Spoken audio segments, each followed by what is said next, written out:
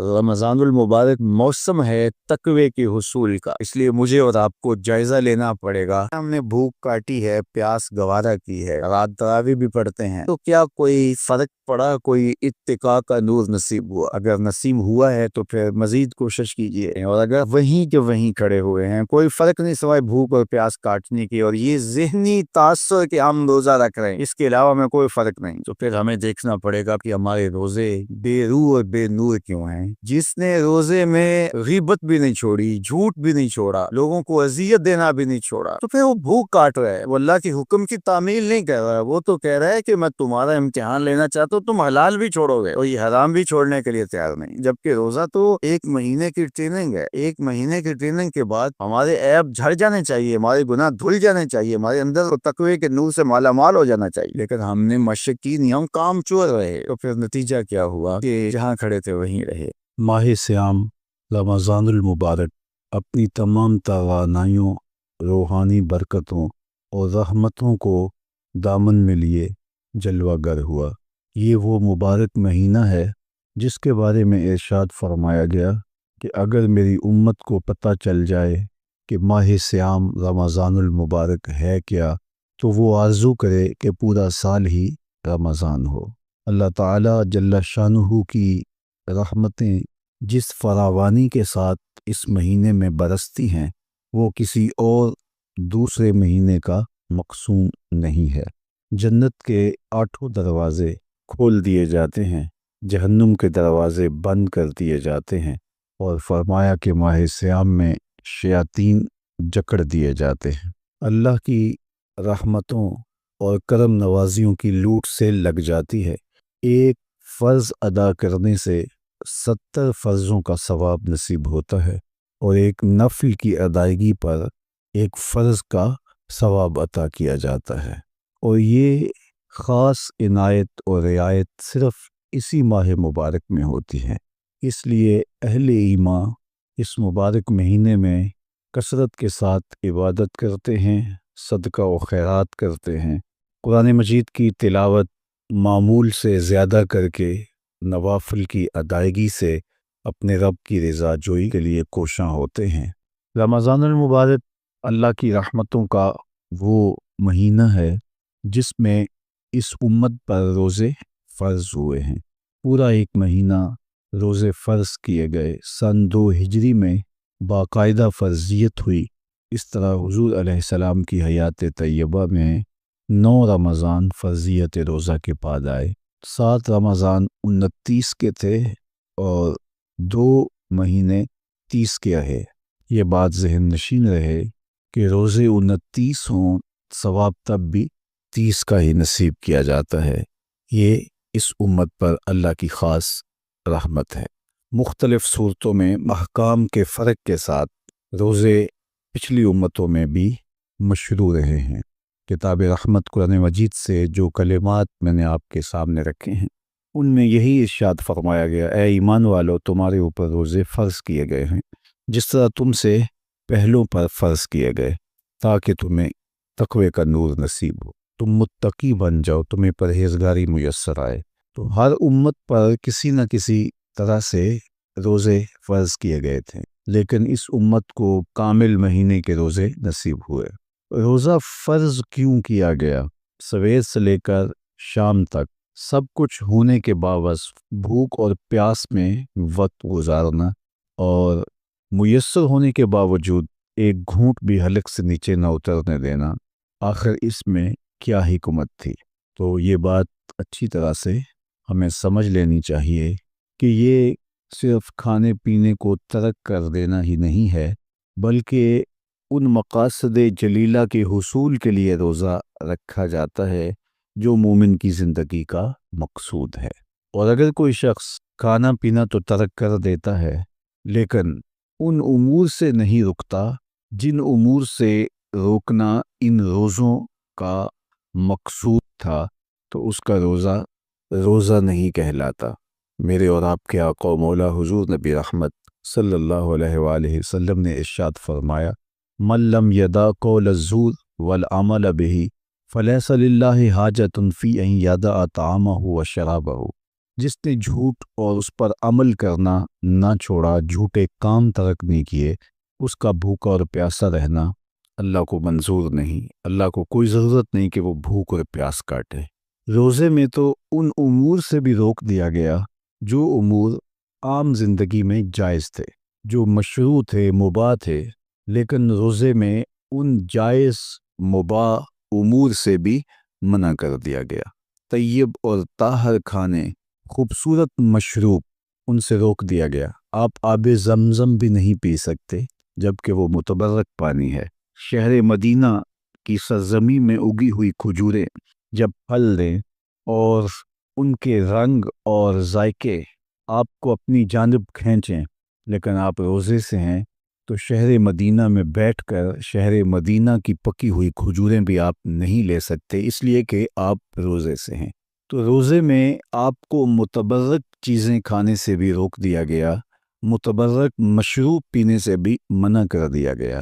تو مجھے بتائیے، جو رب آپ کو متبرک مشروب اور پاکیزہ کھانوں سے بھی ایک مخصوص وقت کے لیے روک رہا ہے، تو جن امور سے عام زندگی میں شریعت اسلامیہ نے ہمیں منع کیا، ہمارے رب نے ہمیں منع کیا، تو اگر روزے کے دوران ہم وہ امور بجا لائیں تو پھر روزے کی مقصدیت حاصل نہیں ہوگی۔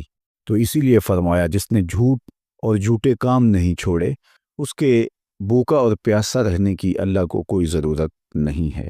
تو وہ یہ چاہتا ہے کہ میرے بندے ان امور سے بھی جب رک جائیں گے جن امور سے عام زندگی میں نہیں روکا گیا، تو وہ لازمی طور پہ ان امور سے رکنے کی کوشش کریں گے جن امور سے اسے منع کیا گیا ہے۔ تو یہ تقوی پیدا کرنے کے لیے، حزم و احتیاط پیدا کرنے کے لیے یہ اس کے اوپر روزے فرض ہوئے تھے۔ آپ یہ خیال کر سکتے ہیں کہ بھوک اور پیاس کاٹنے سے کیا تقوی کا حصول ممکن ہے، جو کہ مقصد ہے روزے کا۔ ارشاد فرمایا، تمہارے اوپر روزے فرض کیے گئے ہیں جس طرح تم سے پہلوں پہ فرض کیے گئے۔ کیوں؟ لعلکم تتقون، تاکہ تمہیں تقوی نصیب ہو، اتقاء کی دولت ملے، تم اللہ تعالیٰ سے ڈرنے والے ہو جاؤ۔ تو کیا بھوک اور پیاس کاٹنے سے اللہ کی خشیت، اللہ تعالیٰ کا خوف حاصل ہوتا ہے؟ تو ایک تو بات وہی جو میں نے ابھی کہی کہ جب آپ ان امور سے بھی رک جائیں گے جن امور کو عام زندگی میں مباح رکھا گیا ہے، تو پھر آپ شعوری طور پہ ان چیزوں سے کیوں نہیں رکیں گے جو عام زندگی کے اندر بھی منع کیے گئے ہیں۔ تو جب یہ چیز انسان کا فہم، انسان کی عقل اور انسان کی خرد طے کرتی ہے، تو پھر لامحالہ طور پہ رکنے کی عادت اس کے اندر تقوی کی نشأت کا ذریعہ بنتی ہے۔ آپ نے عمومی طور پہ دیکھا ہوگا کہ رمضان المبارک کا ماہ نور جب اختتام کو پہنچتا ہے اور عید کے دن ہمارے سامنے عید کے 2-4 دن بھی یہ مشق رہتی ہے، اچانک کوئی مشروب آیا اور پینے لگے تو رک گئے، وہ کہیں ہمارا روزہ تو نہیں، لیکن پھر خیال آتا نہیں ہم روزے تو نہیں ہیں، آج تو عید کا دن ہے، تو ہم پی لیتے ہیں۔ چونکہ پورا مہینہ دن بھر ہم مشروبات سے رکے رہے اور آج بھی دن کے اجالے میں ہمیں پانی دیا گیا تو ایک دم ہمیں جھجک پیدا ہوئی، لیکن پھر ہمیں یاد آیا کہ اب روزے بیت گئے ہیں اور میں روزے سے نہیں ہوں۔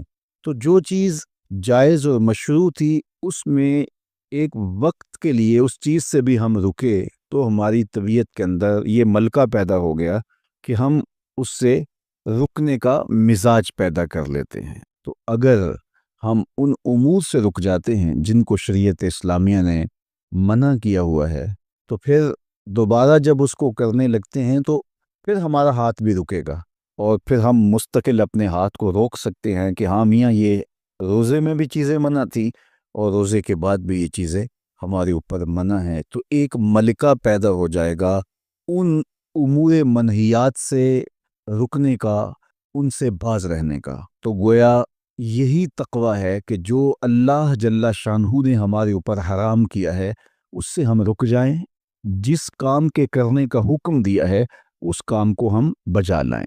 کسی نے تقوی کی یہ تعریف کی، اور کتنی خوبصورت تعریف کی، کہ جہاں تمہارا رب تمہیں دیکھنا چاہتا ہے تم وہاں پائے جاؤ، اور جہاں تمہارا رب تمہیں نہیں دیکھنا چاہتا وہاں تم نہ پائے جاؤ۔ تو یہ تقوی ہے۔ تو اس لیے روزے کا مزاج ہمیں تقوی دیتا ہے۔ اور دوسری بات، بھوک اور پیاس کے مسلسل گوارا کرنے سے انسان کی خواہشات دبتی ہیں اور نفس امارہ کمزور ہوتا ہے۔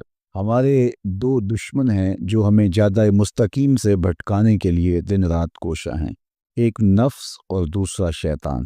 شیطان ہمیں راہ حق سے بہکانے میں لگا رہتا ہے، لیکن شیطان جب خود شیطان بنا تو اس وقت کوئی دوسرا شیطان نہیں تھا جس نے اس کو شیطان بنایا، بلکہ وہ نفس تھا جس نے شیطان کو شیطان بنایا۔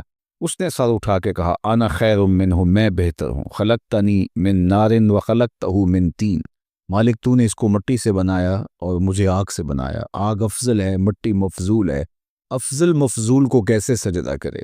تو میں تو سجدہ نہیں کرتا۔ باقاعدہ ایک دلیل لے کے نفس کھڑا ہو گیا، اس نے ایک حجت تراش لی اور کہا کہ نہیں، میں اس تیرے شاہکار کو سجدہ نہیں کروں گا، جبکہ حکم اس کا تھا جو اس شاہکار کو بنانے والا تھا، حکم اس کا تھا جس نے اس کے وجود کو پیدا کیا تھا۔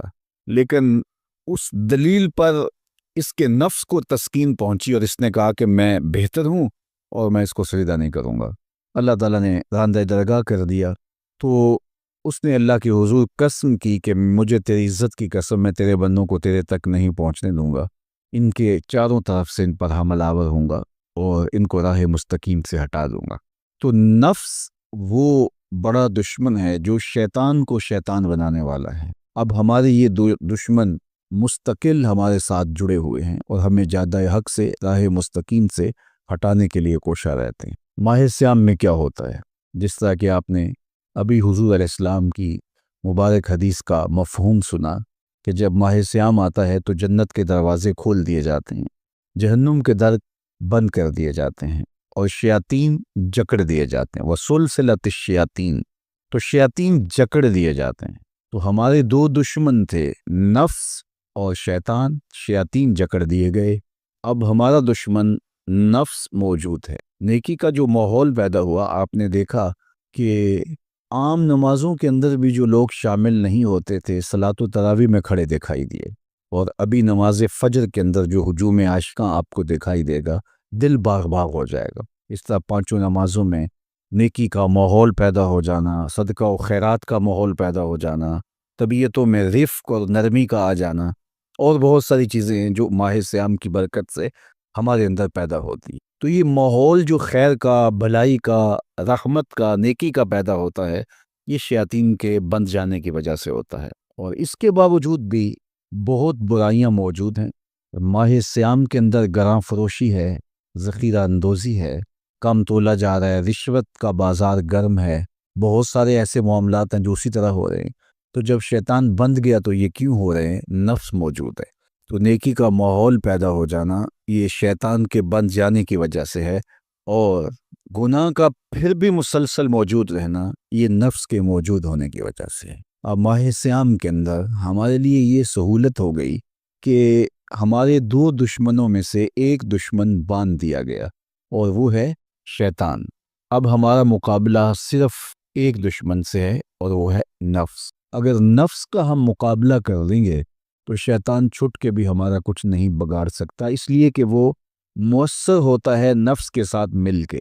اندر کا بھیتی جب تک نہ ملا ہو تو باہر سے آ کر حملہ آور کچھ نہیں کر سکتا۔ تو جب تک اندر کے غدار، اندر کے ملے ہوئے شخص قوموں کو برباد نہ کریں تو قومیں برباد نہیں ہوتی، قومیں اپنے پاؤں پہ کھڑی رہتی ہیں۔ ہم نے تاریخ عالم کا مطالعہ کیا ہے، یہ چیز ہمیں ملتی ہے کہ قوموں کی زندگی میں جو اندر کے ملے ہوئے غدار لوگ ہیں، انہوں نے تباہی اور بربادی اور نقصان اور تکلیفیں کھڑی کی، اور اگر وہ اندر سے موجود نہ ہو تو باہر کے دشمن اس قدر نقصان نہیں دے سکتے۔ تو یہ نفس اندر کا دشمن ہے، اندر بیٹھا ہوا چھپا ہوا دشمن ہے، اور شیطان باہر سے آ کے حملہ آور ہوتا ہے۔ ماہ صیام میں اللہ نے ہمارے لیے یہ آسانی پیدا کر دی کہ ایک دشمن باندھ دیا، اب دوسرا دشمن صرف نفس موجود ہے۔ اب اس کو جب ہم قابو کر لیں گے تو شیطان چھٹ کے بھی کچھ نہیں کر سکے گا، ورنہ وہ تو پیچ و تاب کھا رہا ہے کہ یہ جو تم مسجدوں میں جا رہے ہو، یہ ماحول نیکی کا پیدا ہوا ہے، اس کو تو ایک آنکھ نہیں بھاتا وہ تو حضرت انسان کو برباد کرنے پہ تلا ہوا ہے۔ اس نے اللہ کے حضور اس کی عزت کی قسم کھا کے کہا تھا کہ میں تیرے بندوں کو تیرے تک نہیں پہنچنے دوں گا، ان کے دائیں بائیں سے، آگے پیچھے سے، چاروں سمتوں سے ان پر حملہ آور ہوں گا۔ بلکہ فرمایا کہ اگر اللہ نے انسانوں کے لیے محافظ فرشتے مقرر نہ کیے ہوں تو شیاطین انسانوں کو مار ڈالے۔ ابن آدم کا اتنا دشمن ہے، وہ کہتا ہے کہ جنت سے میں نکالا ہی آدم علیہ السلام کی وجہ سے گیا ہوں، اور اب میں اولاد آدم کو چین سے نہیں بیٹھنے دوں گا، اور ان کو میں دوبارہ جنت میں نہیں جانے دوں گا۔ ایسے اسباب پیدا کروں گا کہ یہ جہنم کا ایندھن بنے، اور یہ دن رات کوشاں ہے۔ اور شیطان کے مکر و فریب اور اس کے دجل و تلبیسات کے رنگ بڑے ہیں، ہر ایک کو ایک لاٹھی سے نہیں ہانکتا۔ ایسا نہیں ہوتا کہ ایک شب زندہ دار تہجد گزار جس کو سحری کی سسکیوں میں لطف ملتا ہو، شیطان اسے کہے کہ جناب تم سحری کے وقت نہ اٹھا کرو اور نوافل نہ ادا کیا کرو، اسے پتہ ہے کہ یہ عابد، یہ تہجد گزار میری بات نہیں مانے گا، تو وہ اسے کہتا بھی نہیں ہے۔ اسے کہتا ہے تم ضرور تہجد پڑھو، لیکن وہ بتا دیا کرو کہ میں تہجد گزار ہوں، میں سحری کے وقت اٹھنے کا مزاج رکھتا ہوں، تو وہ اسے ریا میں مبتلا کرے گا۔ ایک شخص جس کی طبع میں فیاضی گندی ہے، سخاوت اس کے وجود میں شامل ہے، اس کی مٹی اور خمیر میں رکھی گئی ہے، اب شیطان اس کو کہے کہ تو بخل کر، تو وہ کبھی بھی شیطان کے کہنے سے بخل پر آمادہ نہیں ہوگا، تو شیطان اس کو یہ ضامت دیتا بھی نہیں، اس کو فضول خرچی کی طرف آمادہ کرے گا۔ ایک شاعر جس کی طبع میں لطافت ہے، نرمی ہے، رفق ہے، وہ شاخ سے ٹوٹتے ہوئے پھول کو بھی گوارا نہیں کر سکتا، تو شیطان اس کو کہے کہ تم کسی انسان کو قتل کر دو، تو کیا ایک شاعر سے ممکن ہے کہ وہ کسی کی گردن کاٹ دے؟ وہ تو شاخ سے پھول جب توڑ نہ سکے، کیا کہا تھا کہ قتل کے حادثے سے کم نہیں شاخ سے گل کا جدا ہونا۔